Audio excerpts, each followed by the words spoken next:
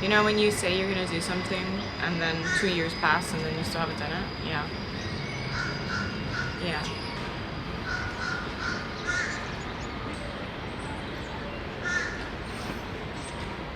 Am I lying to myself or am I actually taking action? No. Do I still feel like that abomination that I was meant to feel as a child? Do I reclaim it or do I keep trying to psychically kill myself to be normal? No. I'm gonna be the abomination, but with integrity, right? This is a video of how to be an abomination, how to be radical, how to be something else, how to divert the gaze, how to be yourself with integrity, with complete integrity, being on that precipice, being on that cliff, and feeling like I'm making change because I'm on the hill, because I'm on the cliff, but never really jumping over, which is just basically saying never really taking action. When you're on that hill, it feels like you're doing something because you're on the hill, but you're supposed to be jumping over the hill. Welcome to this video about being an abomination with integrity.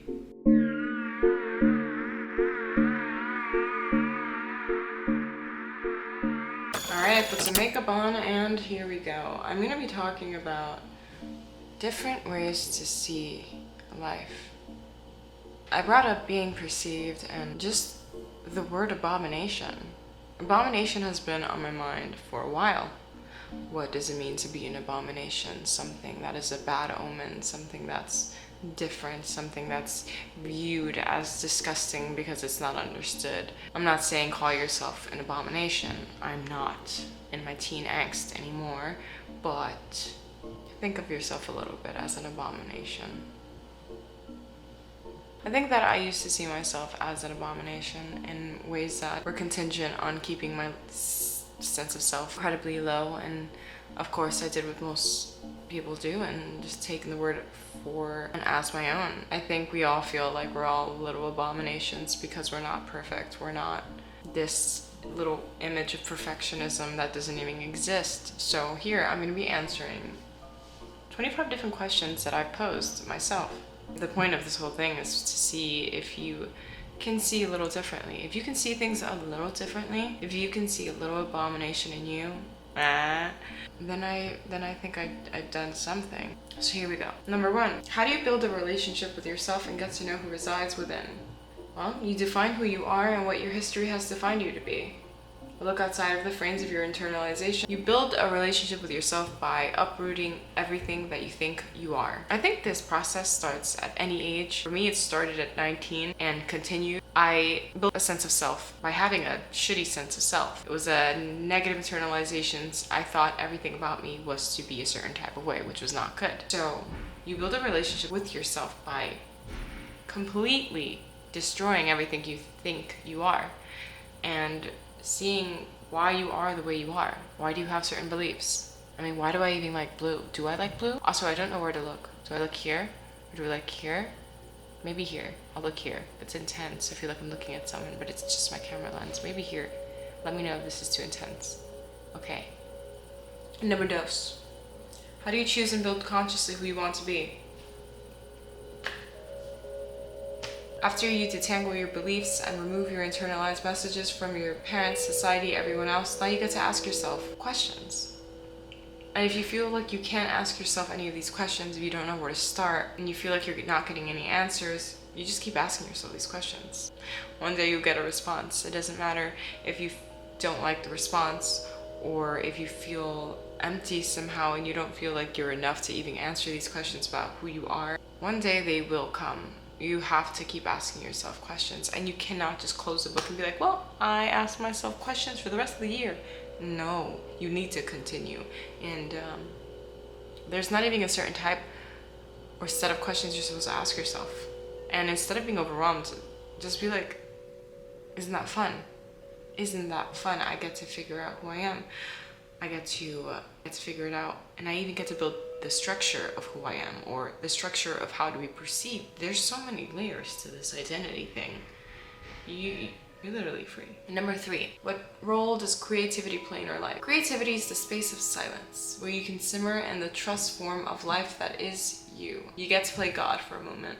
Make something out of nothing. Make something out of something small. Out of a thought, out of the depths of your being. Everything that's ever been created was one thought off of someone's mind. Isn't that crazy? Let me tell you a small little story. I wanted to decorate my apartment in a certain way, and I was like, I want bookshelves. I found bookshelves on Facebook Market. I got the fucking bookshelves. I painted them white, and they're the bookshelves of my dreams, and that all happened in 2 days. I also got someone to help me by paying them to help me to get these shelves. And I know this sounds and seems like nothing, but I made a thought into reality. And I know this is, you may be like, girl, but hey, I thought of exactly what I wanted and I made it happen in less than 24 hours. What role does nature play in life? Every time I see a tree, I touch grass, I look at the ocean, I know that I'm alive. I know that things are as they should be. Nature is healing. You need to touch grass. You need to touch grass. You need to touch grass. I need to touch grass. Whole fucking thought bubbles that are online that we unconsciously maybe internalize. No, go touch some grass and realize you're alive. And all is good. Nature is us. We are nature. It has everything to do with everything. Go touch grass. What is order? What is true order? How do I build it? And should I build it?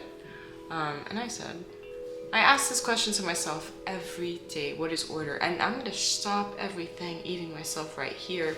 Fuck order. Fuck the conception of order. I mean, have, your daily to-dos, have it. Do not pine on how to get better at these daily to-dos every day. Do not ruminate. I'm the kind of person who ruminates on perfectionism. Yeah, that's what it is. It's perfectionism. Set out to do something. Don't think about how well you are doing it. Don't stretch it and try to mold it. Just go. You are perfect order. Your body is perfect order. Soul is leading the way. Stop thinking that order is a specific kind of thing. That's just perfectionism, and then you're gonna not do anything. So, and number 6, how do you construct a sense of responsibility and use it as a guiding force in life? It's a good question. A great question. Responsibility, according to Google, is the state or fact of having a duty to deal with something or having a control over someone. Responsibility for me is just enacting your will, choosing what to live for, and using it as guiding principles. Your responsibility is why you do the things you do in life. And I think we have a responsibility to each other to make things better. Why? Because why not? Okay? And because we're always striving to be good for some reason that we don't know. And I'm gonna just say it's my soul. Number 7, the importance of deconstructing societal narratives, beliefs, dogmas, systems, understanding them and letting them go. It's basically the same thing I asked before. You're gonna break down your personality, and with that, you're gonna understand where these beliefs came from, and they came from society, and then you have to break down society, and it's not that hard. You just have to understand the ego and how it works. I recommend doing some Jungian reading. Okay, understand the ego, and then you understand everything. Understand your neighbor, and then you understand everything. We're literally all the same thing. So, what role, if any, does gender play in how I construct my identity? Interesting question. Basically, when I was younger, I denied my womanhood because I didn't want to be tied down to stereotypical beliefs and dogmas and stereotypes of what it was to be a woman. I thought, if I accept my own womanhood, that means I have to be a mother. I have to be at the mercy of patriarchy, and I have to be this thing that exists that isn't me. That's bullshit. Because once you deconstruct who you thought you were, you deconstruct society and its narratives. You're completely free. You're free to see how your gender shapes who you are. And to me, I've decided what womanhood means to me. And that means something very different for absolutely every other woman. And I'm sure it's the same for men. You construct what you want, okay? Your body's yours. The way you define and feel what womanhood is so different from you to me to everyone. So, does gender play a role? Yes, it does. But you get to decide how that role is played completely. Isn't that amazing? I used to have so much anxiety because I just thought I wasn't the right woman. I didn't want to be that woman. I had so much trauma with womanhood until I realized, holy shit, I choose what womanhood means to me. It's not easy, but at least I know that it is my choice. And the only thing I will say that women share is strong intuition. It's the only thing I'll say that we share in common, all women. We're intuitive, and we are Mother Earth. Number 9, viewing through your own curated lens, letting go of constriction, anxiety, and expectations. Let go. What is love? How do you love? What is love is a great question. Love is not a thought. It's not some uncontrollable thing that happens to you. From Erik Erikson's book, The Art of Loving. I adore that book. It's genius. He tells you it's not just some weird fantasy that just happens to you. No. Love is like practicing medicine. It has to be studied, it has to be practiced, and you have to be completely conscious when you choose to love someone. And you have to love someone by taking the right actions. Not just thinking it, not just saying it, because we all know how empty words can be. 11, building community, the importance of curating your environment. People's time and energy is their most prized possession, and if people show you that they're willing to be there and they actually show up, then you know that you have found your people. And the same goes for you. You must show up for these people. Community and people are important. So important. So choose wisely, have boundaries, practice loving them. Don't just say you're gonna show up, actually show up for them. Building foundations of life through art, fashion, and history. So basically, if you're bored, if you feel you have no likes or dislikes, congratulations, we live in the world. We live in societies. There's so much to delve into. You can start with art, okay? Go to a museum, okay? Look up the artists that you like. Look up their work. Look at the history. Look at the art movement they're a part of. And there you go. You found an interest. You do the same with everything, with fashion, with coffee. You can even be a grape connoisseur. You know what I mean? There's so much life to be explored, and there's so much to like and to understand and delve into. Is confusion a mechanism for self-sabotage? Yes, don't ever say you're confused. You just take action, and then when you take that action and it's completed, you pivot, and then you judge it. Don't judge before you've taken no action, because what are you judging? Self-sabotage. Codependency, reliance, letting go of autonomy. The only thing I'm going to say about codependency is to build a sense of self-esteem. If you are constantly relying on other people to help you shape what you believe in, help you with absolutely everything. If you can't go to the store alone, if you can't have a coffee at a cafe alone, baby, you gotta reevaluate some things, go to therapy, and understand that you are valuable. And you don't need anyone to tell you you are valuable. You are valuable because you are alive. And that's all I'm saying about that. Reaching independence and autonomy. Once you've figured out that you are a valuable human being because you're just alive, you're gonna value you're autonomous, that you were born into this world alone, and not in that perspective, but you were born alone. It's you and you forever. How amazing is that? And how amazing is it that you can choose whatever the fuck you want to? Don't take that for granted. Is God a useful concept? What is God? Is God a useful concept? Absolutely. I don't know why. I just know that there are things that we cannot explain. I know that my soul is real. I know that Cosmic Mother is real. I don't know why. I just feel it. Something beyond. Seventh sense. Sixth, seventh sense. You just know it. And then you don't have to rely on your ego and your mind that's been curated through centuries and centuries and centuries by other human beings, by desires and wants and needs and greed. You're gonna rely on your ego to help you understand life? No. I'm not going to tell you what to believe in, but God is a useful concept to me. Even seeing creativity as God is kind of fantastic. I mean, yeah, you know, those moments where you have a thought and it's like, bitch, where'd you even come from? The ego cannot. That's beyond. That's so beyond. I think God is a tree. I mean, do you know that their roots expand like a mile out underground? Dude, the trees are literally all communicating and having like a root party down there. Fucking hey. Okay, 17. How do I let go of the search for meaning? Stop thinking. How to let go of the search for meaning? I say let go of the search for meaning. The search for meaning, keep looking for why life is meaningful. You're alive.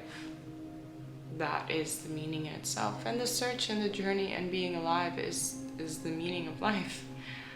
And if you're not satisfied with that, Most of us aren't. But don't waste too much time trying to answer that question, because you're never gonna answer it, because it's gonna be different for everyone.